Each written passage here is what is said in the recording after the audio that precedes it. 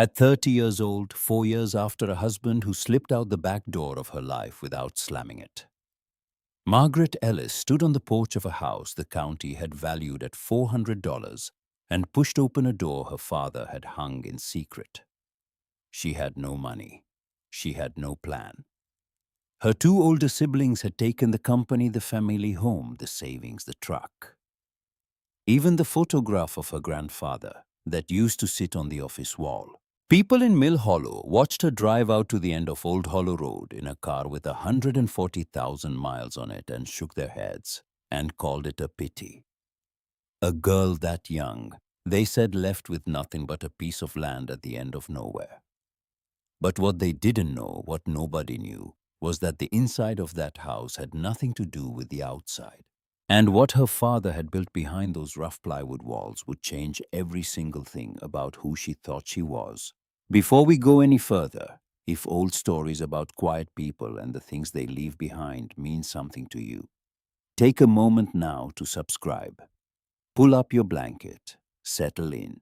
This one is going to take a while and it is meant to be heard slowly. The funeral was on a Tuesday morning in October. 300 people filled First Baptist of Mill Hollow, which was the kind of crowd usually reserved for the longtime mayor or the high school football coach who died young. Walter Ellis had been neither. He had been a carpenter. He had run Ellis Carpentry out of a tin roof shop on the edge of town for 40 years, and he had never once delivered a job he was ashamed of. That was the line the pastor used, and for once, the pastor was not exaggerating. Farmers stood shoulder to shoulder with shopkeepers. A woman from the post office, who must have been 70, told the man beside her that Walter had rehung her storm door for free the winter her husband was in the hospital. She had never forgotten. A retired sheriff said Walter built the cabinets in his kitchen at cost, then came back 6 months later and adjusted the hinges because the wood had settled, and would not let him pay a dime for the second visit. The stories ran together until they became one story told in different voices about the same man. Maggie stood near the back of the church in a black dress Opal Whitcomb had pressed for her the night before. The dress was a half size too large in the shoulders, and she kept tugging at the sleeves so they would sit right. In her right hand, hidden against the fold of her skirt, she held a brass plumb bob on a length of waxed cotton string.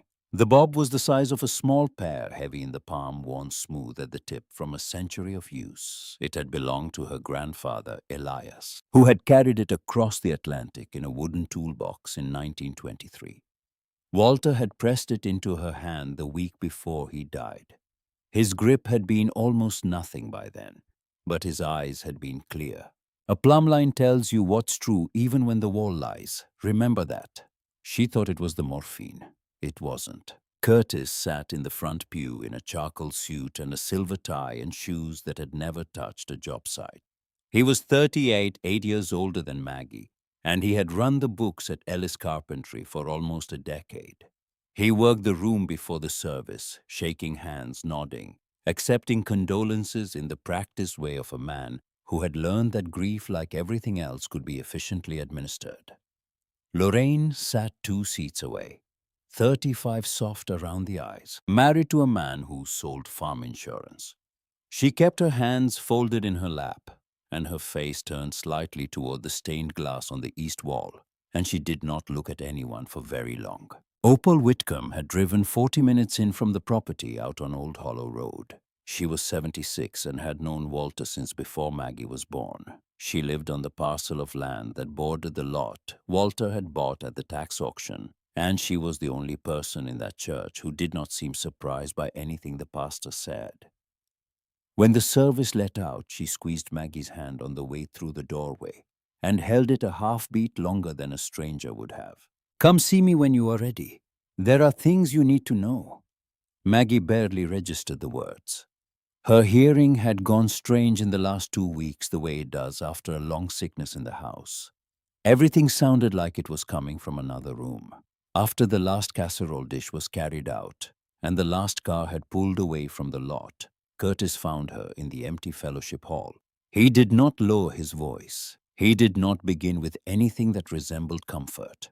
"We need to talk about the business." No pause, no grief, just the business. The days between the funeral and the will reading were the worst kind of quiet. Maggie stayed in her father's house because she had nowhere else to go. Daniel had been gone 4 years, the divorce signed by mail from a return address in Ohio she had never visited. There had been no children to consider. There had only been an empty side of the bed. And then the year she moved back home to take care of Walter. And then the long, slow narrowing of her life into a single hallway between the kitchen and the bedroom, where her father was dying. His reading glasses sat on the end table beside his chair, folded the way he had folded them. His work boots stood by the back door with the laces still loose from the last time he had stepped out of them. She did not move either. She made tea in the kitchen where she had fed him his last meal of broth and toast, and she sat with both hands around the mug and listened to the house settle around her shoulders. Ellis Carpentry was not a large company, but it had contracts, 2 trucks, 4 full-time men, and a name in that part of the state. Walter had run it for 40 years. He had never once finished a job that did not pass inspection on the first walkthrough. None of that had interested Curtis or Lorraine while their father was alive. But now that he was gone, it interested them both very much. Maggie had grown up on her father's job sites, not from a distance. She had ridden in his truck from the time she could buckle her own seatbelt. Saturday mornings, summer days, school holidays. She had sat on overturned 5-gallon buckets while he checked foundations, and he had taught her to read a crack in concrete the way other fathers taught their daughters to read sheet music, to tell settling from structural failure, to press her palm flat against a wall and feel for the framing behind it. Everything starts with what's underneath, Maggie. If the foundation lies, the whole house lies. She had been 7 the first time he told her that. She had been 27 when she enrolled in the graduate architecture program at the State University 3 hours west. She had been 28 when she withdrew. The doctors had said pancreatic cancer. They had said a year, give or take. She had packed up her studio apartment over the course of a weekend and driven home and slept on the cot in the living room for the next 11 months. Curtis flew in twice in that year. Lorraine came on Sundays and stayed for the casserole, and not much longer. Maggie had bathed her father and read him the newspaper aloud in the evenings because television gave him headaches and silence gave him fear. She had been holding his hand on a Wednesday afternoon when he stopped breathing. The room had been so quiet that she heard the refrigerator click on in the kitchen. The will reading was at the lawyer's office on Friday. The attorney was a thin, careful man named Reuben Hatcher, who had handled Walter's affairs for 15 years and had known the family since Maggie was small. He opened the folder with the unhurried respect of a man who understood that paper properly read could break a person in half. Everything was to be divided equally among Walter's 3 children: the business, the house, the savings, the trucks, the tools, 1/3 each. Maggie sat across the table from her brother and sister. Equal. She had spent a year at her father's bedside. Curtis had spent 4 nights. Lorraine had brought soup. And now the 3 of them would divide it all the same. Curtis was already checking his phone. Lorraine watched the lawyer's hands. Then came the last line. The property at Old Hollow Road, parcel 1147, is left solely to my daughter, Margaret Ellis. Curtis looked up. What property? Reuben Hatcher read the description in his flat, careful voice. 3.2 acres at the end of a county road, roughly 40 minutes outside town. A structure on the lot listed as a single-family residence, unfinished. Walter had purchased it at a tax auction 8 years earlier. Price paid $400. $400, Curtis repeated. That is correct. Curtis glanced at Maggie. His face showed nothing. No malice, no sympathy. She did not even register on his expression. Keep it. Lorraine looked at her then. Something moved behind her eyes, too quick to name gone before Maggie could lean toward it. Lorraine turned away and signed her name at the bottom of the page. What happened next took 11 days. On Monday morning, Curtis brought in his own attorney from the county seat.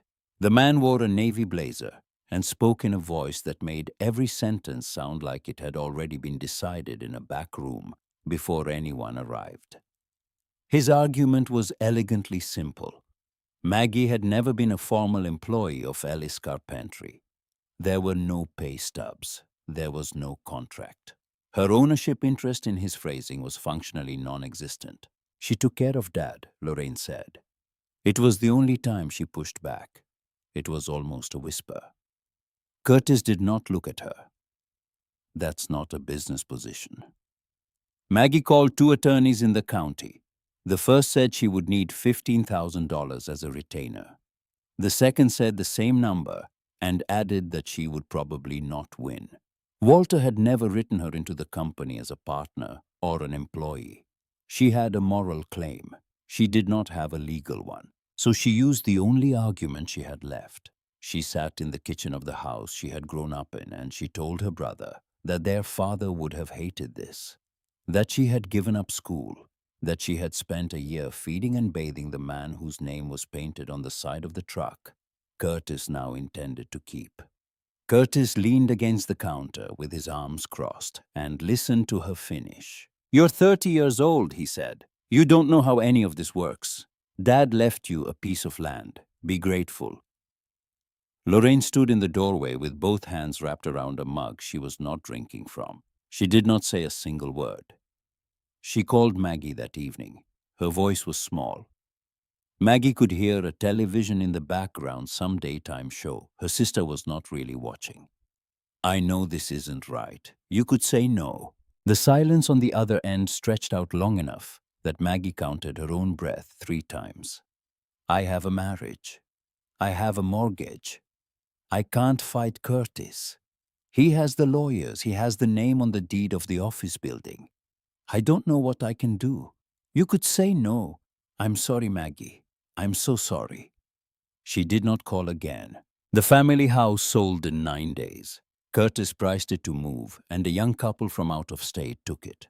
Maggie stood across the street the morning the movers came and watched strangers carry her mother's mirror through the front door her father had hung by hand. They would sand his floors. They would paint over the trim he had spent a weekend carving. She wanted to tell them to be careful with the built-in shelves in the hallway, the ones Walter called his favorite thing in the house. She did not say anything. She got into her car and drove. The business was restructured under Curtis's name within 2 weeks. He kept the heavy equipment and sold the rest. He let go of 3 of Walter's longtime men with a handshake and 2 weeks of pay each. Men who had spent their working lives learning the trade alongside her father, who knew the way he liked a joist set and a corner finished. Curtis brought in cheaper crews from out of county. The savings account was split between Curtis and Lorraine. Maggie's share, which she was told, came to just over $6,000 after legal fees never arrived. Curtis said the cost had run higher than expected. "It will come," he told her on the phone. It did not come. By the end of October, Margaret Ellis had a car with 140,000 miles on it, a suitcase of clothes, $310 in her checking account, and a deed to a piece of property she had never visited. She had no plan. Her mother had died when she was 3. Her father had been the last anchor she had. Her brother and sister had made it clear by what they did and what they did not say that whatever family they had once been, it had ended with Walter. She looked at the deed. 3.2 acres, a house nobody finished, $400. She drove out on a Thursday morning. The sky was overcast and the air was cool. The way late October in the Blue Ridge foothills is cool dry at the edges with the smell of wood smoke from somewhere just over the ridge. The road was cracked pavement that turned to gravel after the first mile. A few houses sat back behind split-rail fences early on, then thinned out. By the second mile, there was nothing but bare oaks and empty mailboxes and the sound of her tires on loose stone. She had looked the lot up on the county assessor's website the night before. The listing had been bare. Unfinished residential structure. Wood frame. No photograph. No description. The road ended at a wooden gate that someone had painted dark green a long time ago and had not painted again since. Beyond the gate, 3 acres of tall grass and silence. A gravel path mostly swallowed by weeds led toward a structure set back about 100 yards from the road. The house from the outside looked abandoned. Bare plywood walls, no siding, no paint. The porch had no railing. One front window was covered in plastic that snapped softly in the wind. $400. That was what the county thought this place was worth. Maggie sat in her car for a long time. She thought about the workshop in the garage of the house she had grown up in, the one Curtis had sold to strangers. The cases of hand tools her brother had probably moved out without ever opening. Her father at his desk every evening, pencil behind his ear, going over the next day's plans. In 30 years, she had never once seen Walter take a shortcut on anything. She checked her phone. No missed calls, no messages. She had not heard from her brother or her sister since the last document was signed. She got out of the car. She walked through the weeds and stepped onto the porch. The boards held. They were solid, more than solid. Level and tight, the joints clean built, the way her father would have built them, on the porch of a custom home for a paying client. She put her hand on the front door. It was heavier than she expected. Solid wood, not hollow core. She pushed. The door opened without a sound.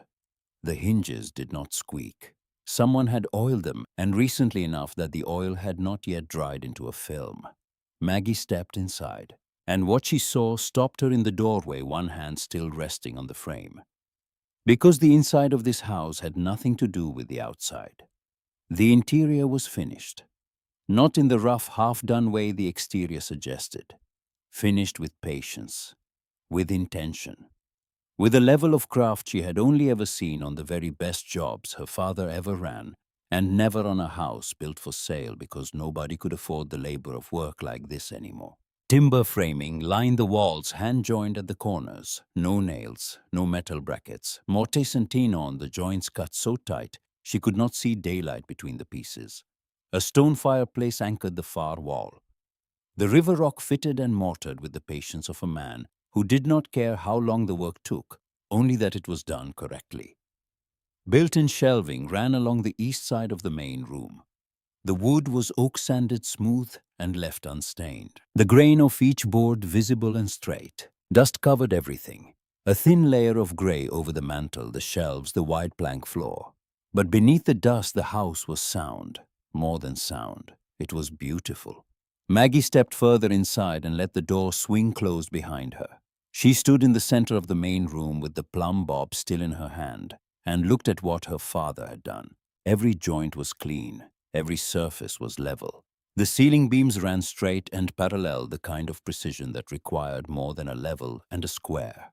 It required hands that understood wood, that could feel when a board was true and when it was not. She walked the length of the room, running her fingers along the shelving. The shelves were not decorative. They were structural, fitted into the wall framing, with dovetail joints, each one seated tight enough to carry weight without flexing. The kitchen was at the back, separated from the main room by a half wall with an open pass-through. The cabinets were hand-built.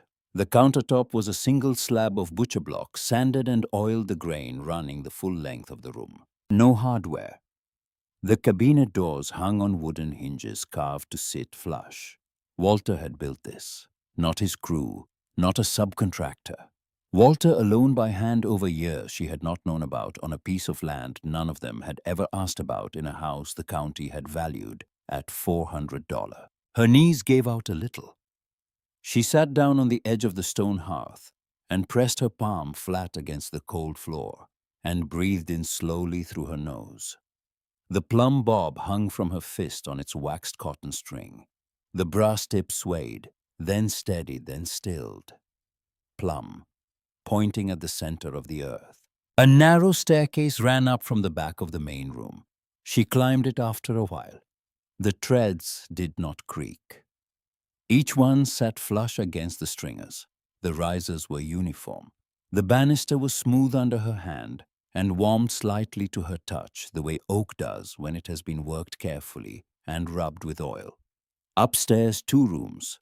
The larger had a window facing south over the property toward Opal's place beyond the tree line. A wooden bed frame stood against the far wall, made from the same oak as the downstairs shelving. The same tight joints, the same quiet care. The mattress was bare. The frame itself belonged in a museum. The smaller room was a workspace. A desk sat under the window, hand-built with drawers on both sides, and a surface worn smooth in the center by something heavier than a notebook. A workbench ran along the opposite wall, fitted with a vise and a tool rack, and a small shelf of books on traditional joinery. On the desk centered a leather-bound journal. The cover read in her father's careful, upright hand, "For Margaret." Maggie sat down in the desk chair. The chair did not wobble. She opened the journal. The first entry was dated 8 years before. 3 lines in pencil, the lead faded but still legible. "Bought the lot today. Tax auction. Nobody else wanted it. $400 for the only honest thing I have owned since Helen died." She pressed her fingertips flat against the page. She could hear his voice in the words, quiet, steady. The same voice that had explained foundations and framing to a girl who had sat on overturned buckets at job sites and asked the questions the grown men around her had never thought to ask. She turned the page. He described clearing the site, how he had found the footprint of an old farmhouse beneath the overgrowth. The original concrete cracked beyond repair, but the footing still partially sound. He had dug it out by hand on weekends, leveled the grade, poured new footings on a Saturday in November, when the air had been cold enough to keep the mix from setting too fast. Nobody knows about this place. That is the point. She turned the page again. The framing went up first. Walter described his technique in detail, and Maggie recognized the joints. Not modern construction. Older than that.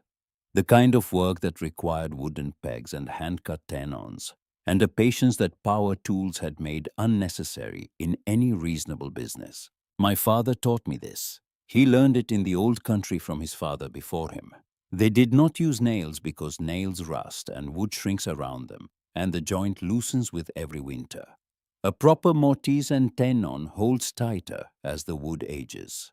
The house gets stronger over time, not weaker. Elias could look at a piece of lumber and tell you what it would do in a decade, whether it would twist or check or hold straight. He could feel the moisture in a board with his palm and know whether it was ready for use. I have not been able to teach this to Curtis.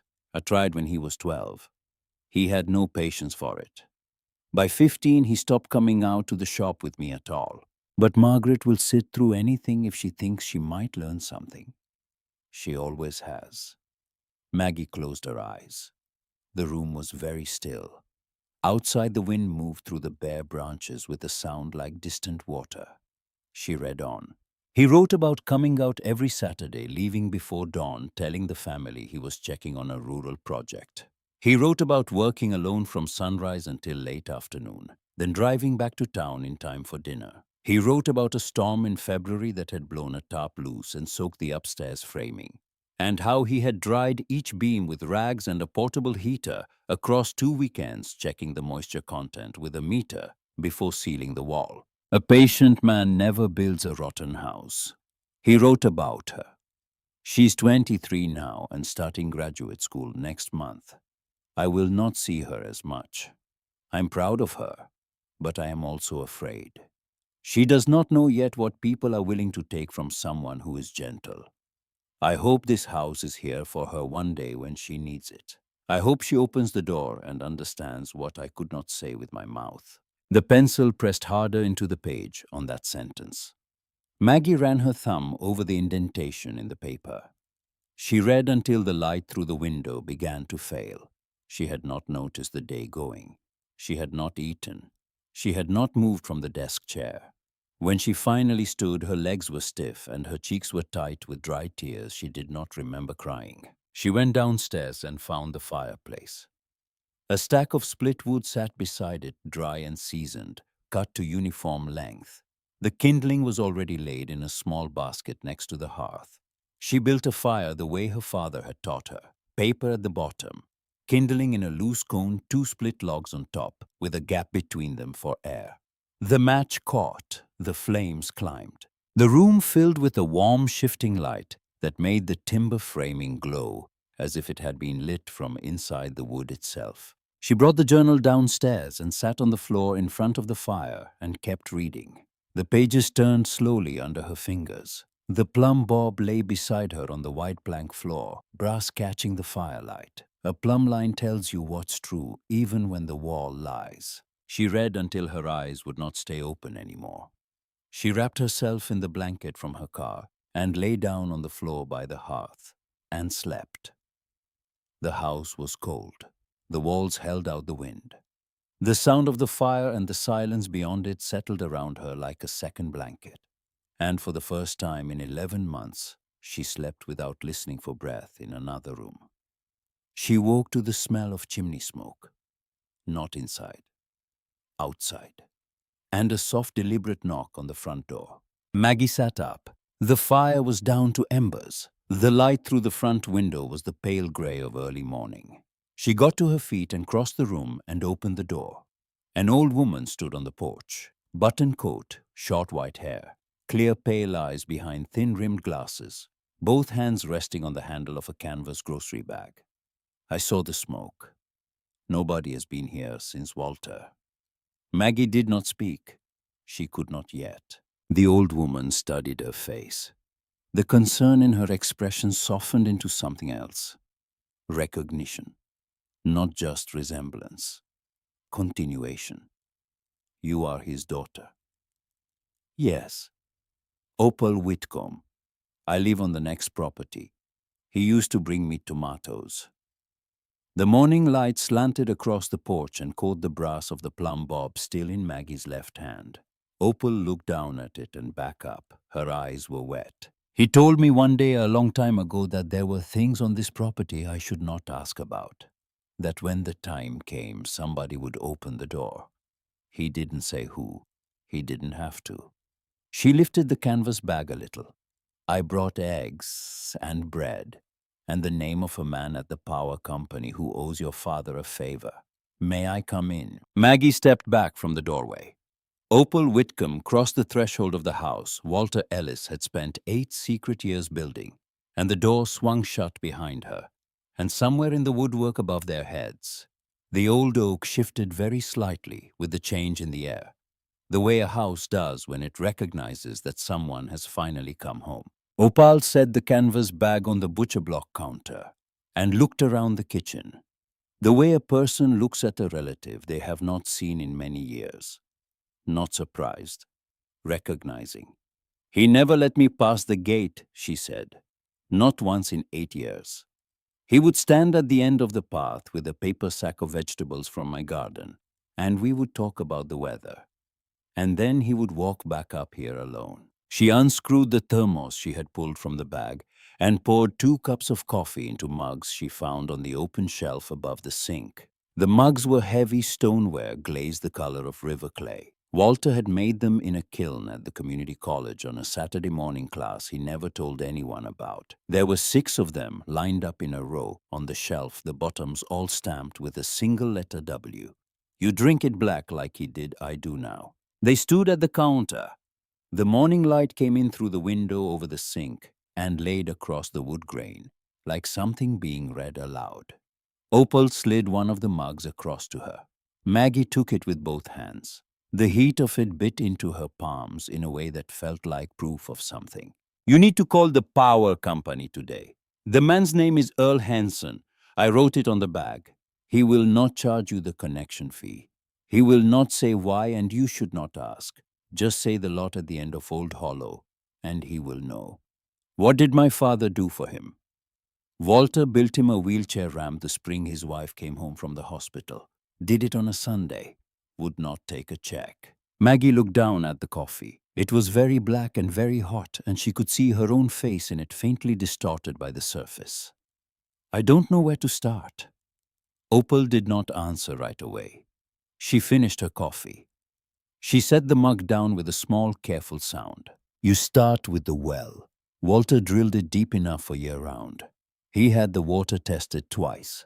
The papers are in a folder under the workbench downstairs in a green binder.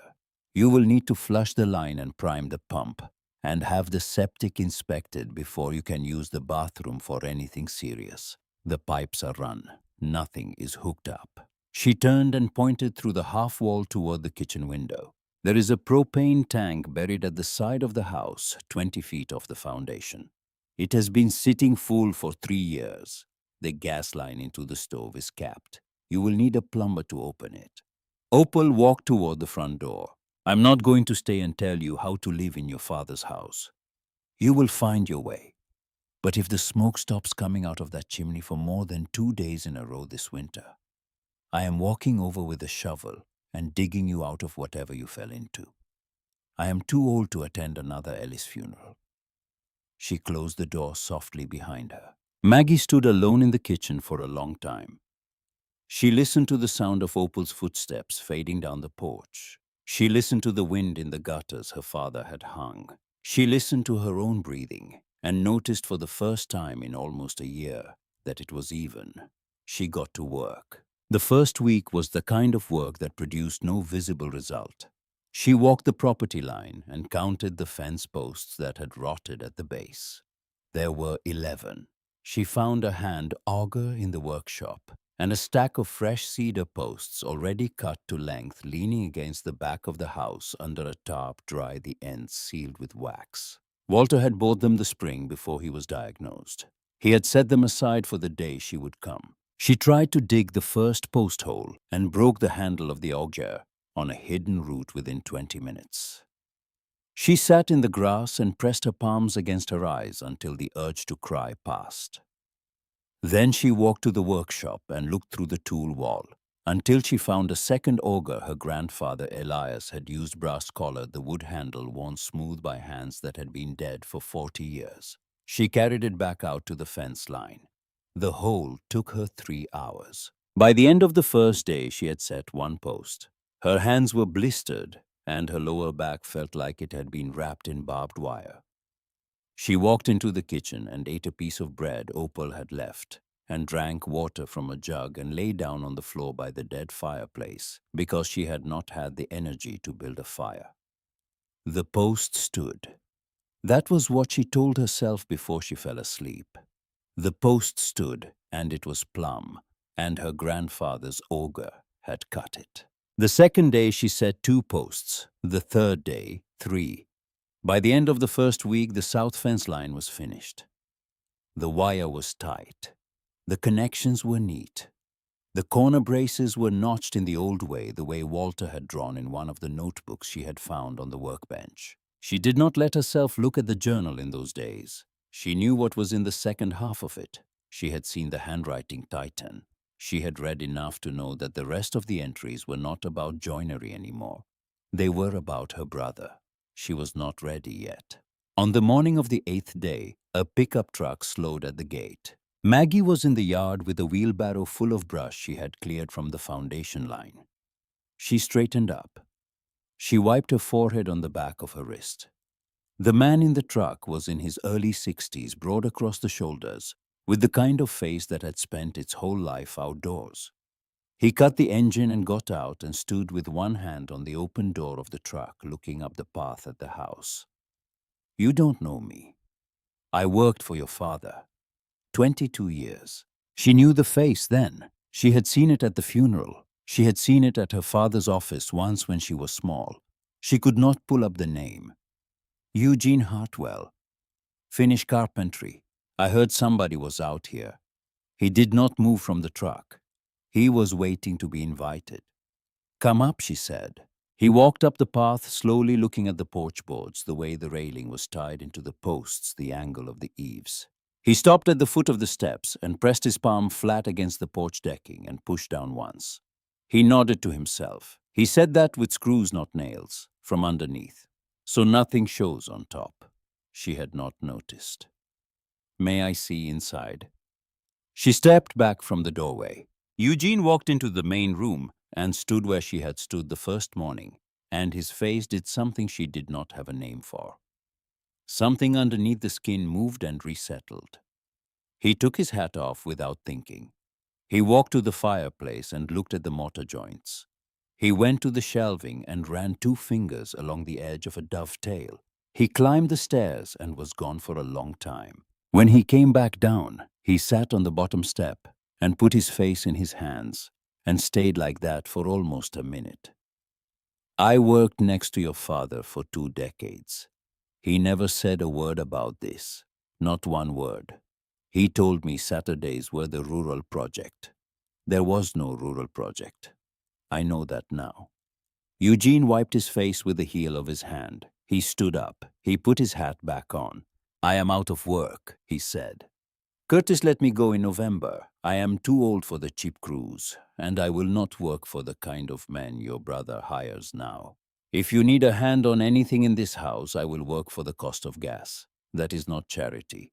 That is what your father did for me in 1994 when my back went out and I could not feed my wife. I cannot pay you anything else. I did not ask you to. He came back on Saturday. He brought a younger man with him, a Finnish carpenter in his 30s named Wendell Coombs, who did not say much and worked with the steady focus of a man who had been taught right and remembered it. The two of them hung cedar siding on the south wall of the house while Maggie cut and primed the boards. They worked from 7 in the morning until the light failed, and they would not take the sandwiches she made until she sat down and ate one with them on the porch. 3 Saturdays later, the entire south wall was sided, and the cedar had started to silver in the air. From the road, the house looked for the first time like a house someone lived in. The hardware store called her in on a Wednesday in early November. Frank Tilden ran Tilden Building Supply out of a flat-roofed building on the main street that had been there since the Eisenhower administration. He was a wide man in his late 60s, with hands that had spent a lifetime around tools, and he wore a denim apron over a flannel shirt, the way some men wear a suit. Maggie had come in twice for screws and caulk and a new utility knife, and both times Frank had watched her move through the aisles without speaking. When she set her basket on the counter that Wednesday, he reached underneath and pulled out a ledger. Cloth-covered, lined pages. The kind of book nobody had used since before the internet. Your father opened an account here. A long time ago. Paid into it a little at a time. Told me not to say anything unless his daughter came in alone on a regular basis. Said you would know when it was time. He turned the ledger around and tapped the bottom of a column with one finger. The balance read $3,400. He never told me. He told me not to bring it up. He said you would feel like you owed somebody if he made a thing of it. He said you do not owe anybody, but you might forget that for a while. Maggie pressed her fingers against the page. She did not let herself cry, not in the store, not in front of Frank Tilden, who had known her father for 40 years and was standing behind the counter, pretending to look at something on a clipboard so she would have a moment. Use it for whatever you need, he said without looking up. Lumber, plumbing, supplies, tools, whatever. It is not a gift. It is what he saved. She bought what she needed on the account that day and drove home with the windows down. Her vision blurred so badly twice on the gravel road that she had to pull over and put her forehead against the steering wheel and wait until the world straightened out again. That night, she went back to the journal. She had been reading it in order a few entries at a sitting. She had been moving forward through the seasons of construction, the framing, the roof, the slow, careful interior work. But that night, sitting in the desk chair upstairs with the window open to the cold and the propane heater clicking softly behind her, she made herself turn to the part she had been avoiding. The handwriting tightened. The pencil pressed harder. Curtis changed the lumber supplier last month. Did not tell me until the delivery showed up at the Redmond site. The boards were lighter, cheaper grade. I pulled 3 from the stack and checked the moisture content. Too high. The grain was loose and I could see the pith in 2 of them. I told Curtis. He said the old supplier was overcharging. I asked him when price became more important than the product. He looked at me and said, "Nobody cares about quality, Dad. They care about price." She turned the page. I have been building for 40 years. I have never once delivered a wall I would not lean my own weight against. Curtis does not understand what that means. He sees the business as a spreadsheet, inputs and outputs. He does not see that a house is somebody's life. More entries followed the handwriting growing smaller, as if Walter were trying to keep the words contained. Curtis, hiring cheaper subcontractors who did not know the standard. Curtis rebidding contracts below cost and making up the difference with material downgrades the clients would never notice. Lorraine signing off on inspection paperwork because Curtis told her to, because going along was easier than pushing back. Because she had married a man who needed her brother's good opinion to keep his job at the insurance company. Walter had confronted Curtis twice, once at the office and once over dinner. Both times Curtis had told him the industry had changed and he needed to either keep up or step aside. Then the entry stopped for several weeks. When they resumed, the handwriting was different, smaller, more controlled, the strokes of a man choosing his words with care. I found the invoices today. For Cedar Hollow.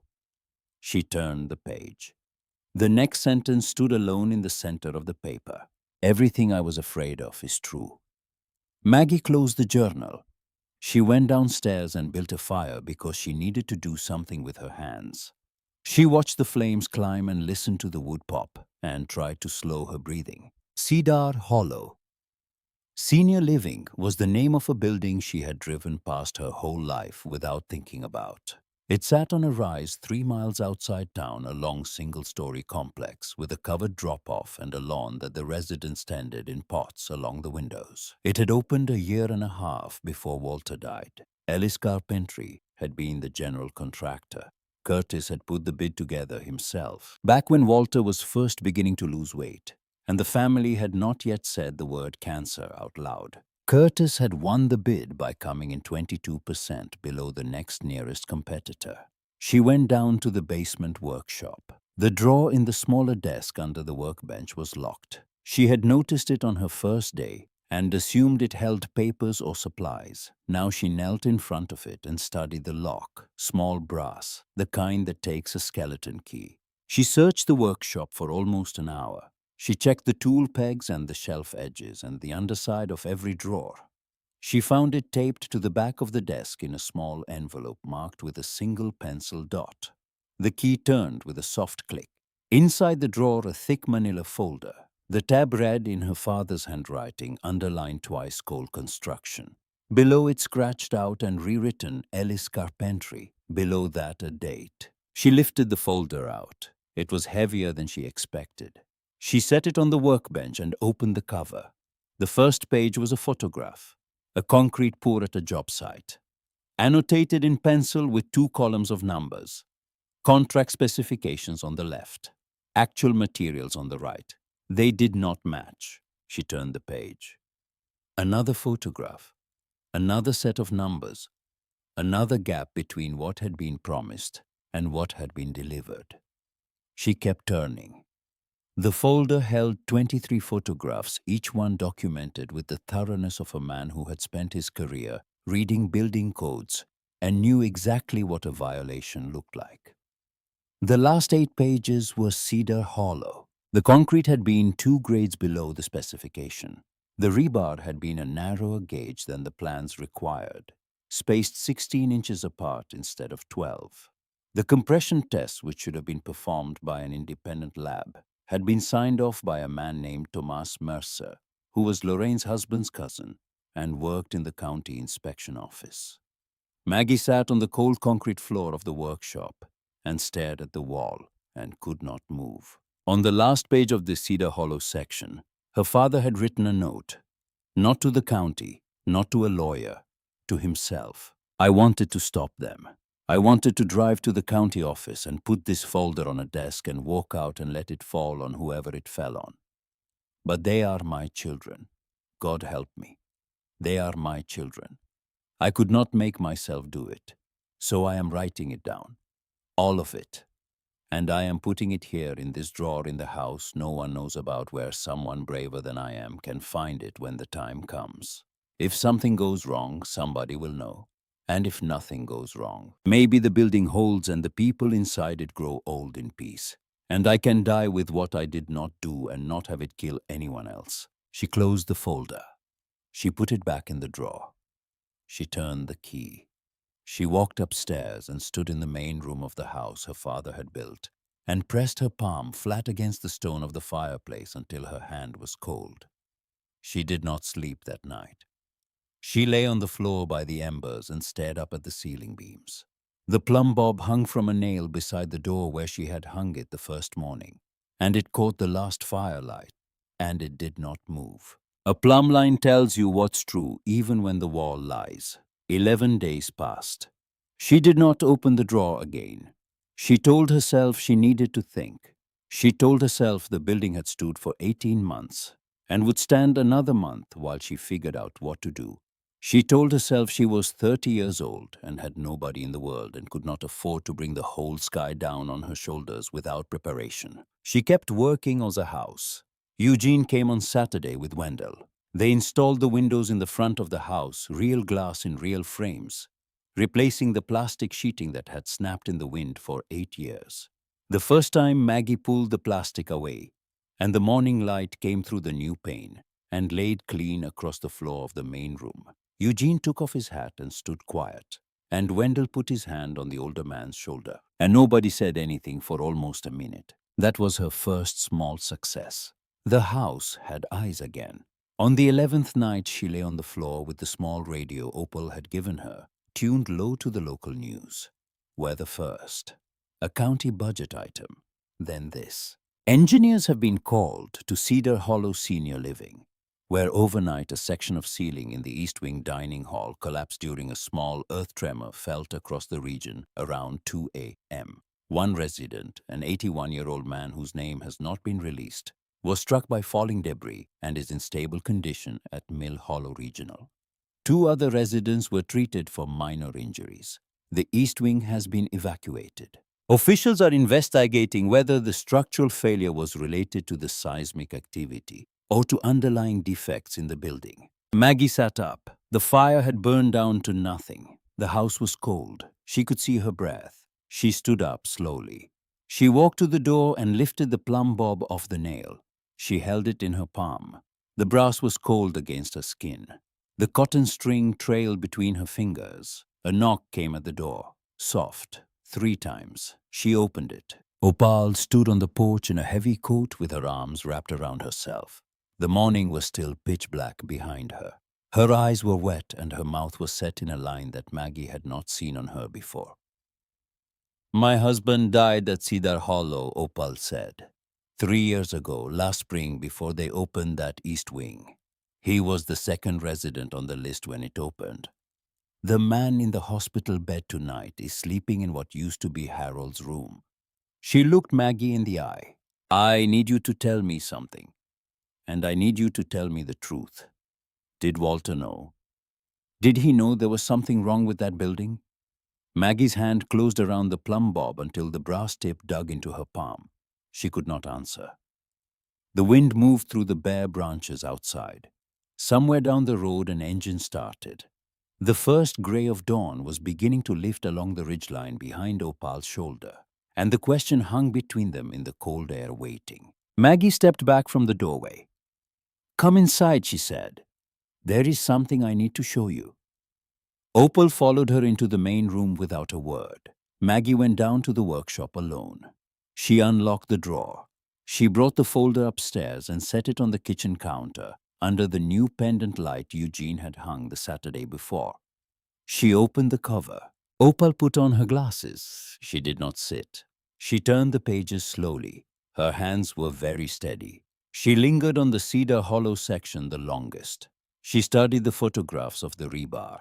She read the columns of numbers. She looked at the signature of Thomas Mercer on the compression test sheet, and her mouth tightened. When she finished, she closed the folder. She took her glasses off and folded them with the same care she had used on every other gesture Maggie had seen from her. "Walter could not make himself do it," she said. "Could you?" "I have not yet. You have been sitting on this for how long? 11 days. Opal nodded once. She did not say anything for a long moment. Outside, the first thin light was lifting along the ridge. "I am not going to tell you what to do with this," she said. "I am too old to send a young woman to war on my behalf. But I will tell you what I think. My husband Harold worked 38 years as a county road inspector. He believed his whole life that the job of an honest man was to put his name on what he saw and let the chips fall. He died before he ever had to make that decision about somebody he loved. I do not know what he would have done. I do not know what your father should have done. But the man in the hospital tonight did not get to choose his ceiling. Somebody chose it for him. She picked up her coat from the kitchen chair. I'm going home. I'm going to make tea and I'm going to sit on my porch and watch the sun come up. If you decide to drive into town today, the inspector's office opens at 9. Her name is Marcella Boone. She's a friend of mine. I will not call her. You will. She paused at the door. Whatever you decide, you will eat at my table tonight. That is not a question. She closed the door behind her. Maggie sat in the empty kitchen for almost an hour. The sun came up. The light moved across the butcher block counter and slid up the wall and laid itself against the spines of the joinery books on the shelf above the workbench. She made a pot of coffee on the propane stove. She drank 1 cup and let the second go cold. She walked the length of the main room and back and then she stopped in front of the door and lifted the plumb bob off its nail and held it out at arm's length. The brass tip swung once, twice, and steadied. It pointed at the center of the earth. It did not care what the wall behind it was doing. She drove into town at 10 minutes after 9. The county building inspector's office sat on the second floor of the courthouse annex behind a door that read, in plain block letters, Department of Building and Safety. The woman at the front desk asked if Maggie had an appointment. I do not, but this is about Cedar Hollow. That sentence opened the second door for her. Marcella Boone was in her late 40s. Short brown hair shot through with gray reading glasses pushed up on her forehead. A desk covered in folders sorted by colored tabs. She looked up when Maggie came in and studied her face, the way a person studies a deposition witness. You're Walter Ellis's daughter. I am. Sit down. Tell me what you have. Maggie set the folder on the desk. My father documented 23 job sites where Ellis Carpentry substituted cheaper materials than the contract specified. 8 of those pages are Cedar Hollow. The concrete is 2 grades below spec. The rebar is undersized and improperly spaced. The compression test was signed off by a county inspector named Thomas Mercer, who is my sister's husband's cousin. The east wing collapsed last night. Marcella opened the folder. For the next 11 minutes, she did not speak. She put on her glasses. She turned pages. She compared columns. She cross-referenced the signatures. She picked up her phone twice and set it down again without dialing. When she reached the last page, the one where Walter had written his note to himself, she read it twice. The second time, her hand went up to her mouth. Your father wrote this. He did. He wrote it years ago. He started keeping the record almost from the beginning. The Cedar Hollow section is dated about a year before he died. Marcella closed the folder. She looked at Maggie for a long time without blinking. Miss Ellis, do you understand what you have just handed me? I do. Do you understand what is going to happen to your brother? I do. She nodded slowly. She picked up the phone. She made 2 calls without taking her eyes off Maggie. Then she stood up. She held out her hand. Thank you. I will not pretend this is going to be easy. I will not pretend any of it is going to feel good. But there are 63 people who live in that building, and some of them do not have anybody else who is going to ask the question. Today you asked it. Maggie walked out of the courthouse annex into the late morning sun. Her hands were shaking. She pressed them flat against her thighs in the car until they stopped. Then she drove home and did not stop on the way, not at the hardware store, not at the gas station, not at the place where the road turned to gravel, and the trees closed in over the windshield, until she was back inside the house her father had built, and the door was shut behind her. The investigation moved quickly after that. Marcella Boone called in an independent structural engineering firm from out of state. The Cedar Hollow East Wing was condemned within 72 hours. The remaining wings were temporarily closed, while every load-bearing member was tested. The residents were relocated to the wing of the Methodist Church that the congregation had quietly retrofitted for emergency housing. And the women of the congregation served 3 meals a day in the fellowship hall, and nobody asked who was paying for it, because everybody understood that was not the question that mattered. Curtis was charged in early February: fraud, reckless endangerment, falsification of inspection records. The county prosecutor built the case around Walter's documentation, supplemented by material invoices the investigation uncovered in the company's own files. Curtis's attorney filed motions. The judge denied most of them. Curtis was released on bail and went home to a house his wife was no longer living in. Lorraine took a plea: probation, 300 hours of community service, full disclosure of every project where she had signed off on inspection paperwork she had reason to doubt. Her husband kept his insurance job. Thomas Mercer lost his. Curtis came to the property on a cold evening in early March. Maggie was on the porch when she heard the car on the gravel. She did not get up. She watched him park at the gate.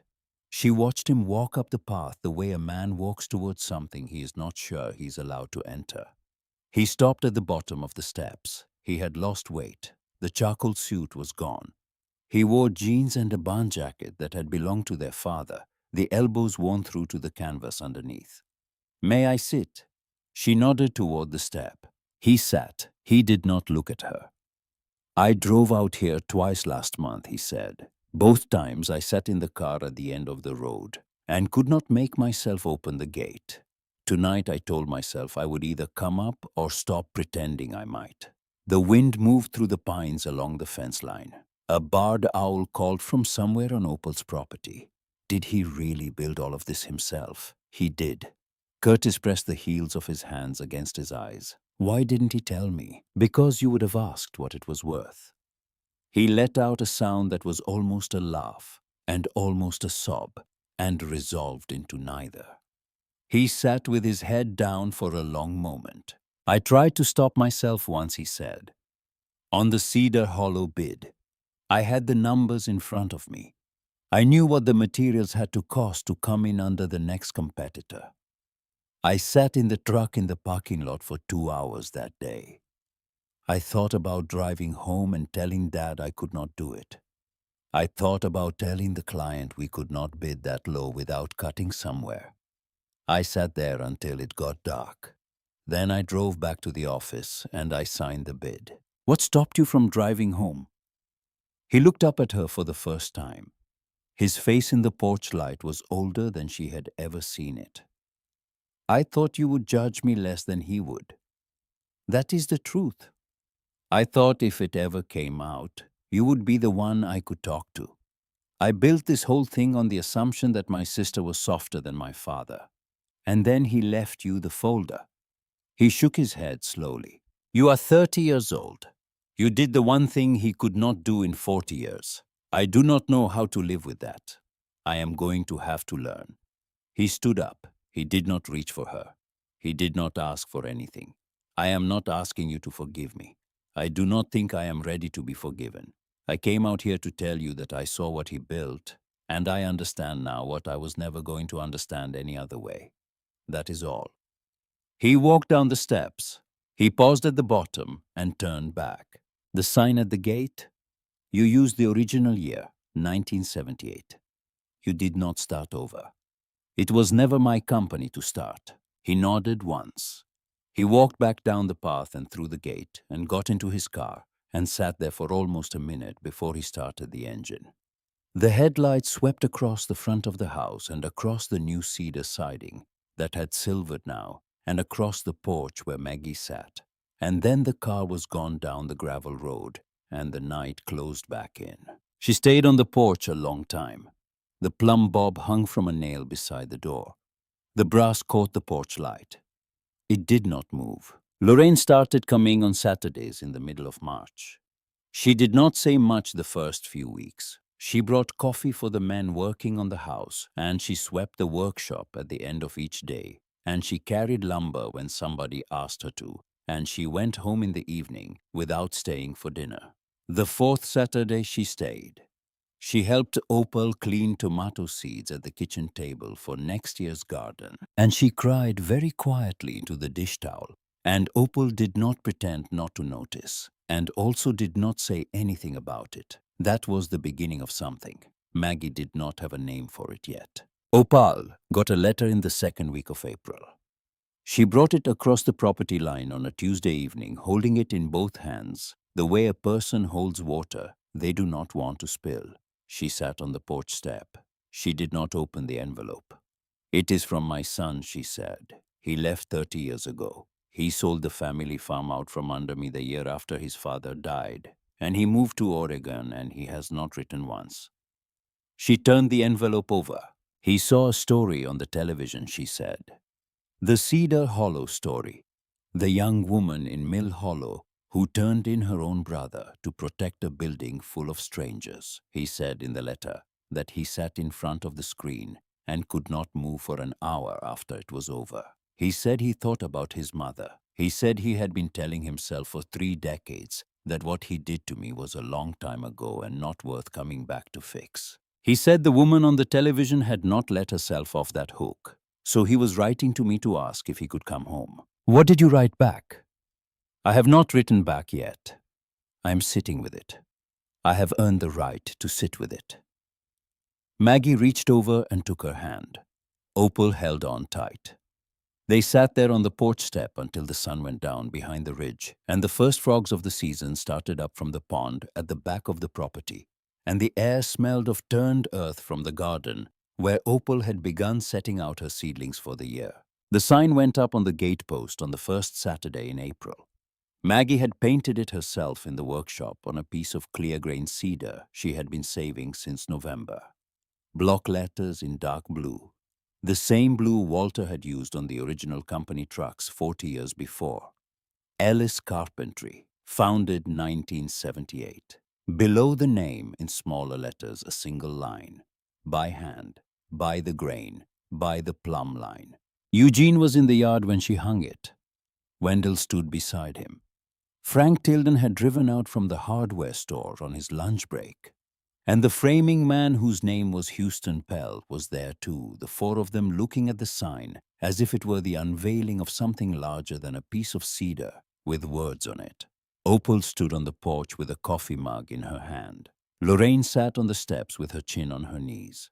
A truck slowed at the end of the road. Maggie turned. The truck stopped at the gate. The engine idled. The driver did not get out for a long moment. She could see the shape of him through the windshield in the morning light. Then the door opened. Curtis stepped out. He stood at the gate with one hand on the post, looking at the sign she had hung. He did not come through. He stood there a long time. He read the words. He looked past the sign at the house, at the cedar siding, at the porch railing that had not been there when he was a boy and would never be there in any house he had ever built, at the chimney with the smoke coming from it, at his sister. He nodded once, slowly. Then he opened the gate himself and walked through.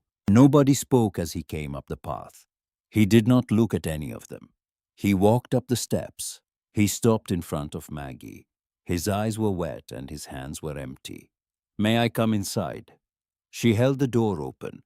He walked into the main room of the house their father had built, and he stood in the center of it in the light coming through the windows. Eugene had hung on the white plank floor Walter had laid by hand beneath the ceiling beams that ran straight and parallel across the room. He turned in a slow circle. He put his hand on the stone of the fireplace. He pressed his palm flat against the mortar joint. He held it there. He did not say anything. He did not have to. Maggie went and took the plumb bob off its nail beside the door. She walked over to him and stood beside him at the fireplace, and she pressed the brass weight into his palm and closed his fingers around it, the way her father had closed hers around it the week before he died. "A plumb line tells you what's true," she said, "even when the wall lies." Curtis lowered his face into his free hand and did not lift it again for a long time. Outside, the others stayed on the porch and in the yard. Eugene poured coffee from a thermos into the stoneware mugs Walter had thrown on a Saturday morning at the community college. Frank Tilden showed Houston Pell the dovetail joint on the porch railing. Lorraine and Opal stood together at the foot of the steps, not talking, just standing in the morning light with their shoulders almost touching. The fire from the stove inside the house sent a thin gray ribbon of smoke straight up into the still air. It rose past the chimney cap. It rose above the silvered cedar of the new siding. It rose into the blue April sky, and it did not bend. It went straight up the way smoke does in still air, the way a plumb line falls in a quiet room, the way a thing that is true holds its line whether or not anyone is watching. The house stood. The foundation that Walter had dug by hand on a cold November Saturday 8 years before stood beneath it. The man who had taught him how to dig it was dead 40 years, and the woman who would inherit it was 30 years old, and had her father's tape measure on her belt, and her grandfather's plumb bob in her brother's shaking hand, and the line that ran from Elias's hands to Walter's hands to her own was straight. It had always been straight. Somebody just had to be willing to look. If you have ever been the one left holding what nobody else thought was worth anything, if you have ever opened a door at the end of a long road and found something inside it that the people who laughed at you would never understand, tell me in the comments. What did you build out of what they threw away? Stay warm tonight. Stay close to the ones who showed up. And if you are listening to this in the dark with the lamp turned low, know that there are still houses out there at the end of forgotten roads with people inside them who measured twice and built the joints by hand and left the door unlocked for whoever was strong enough to walk through it. Sleep well.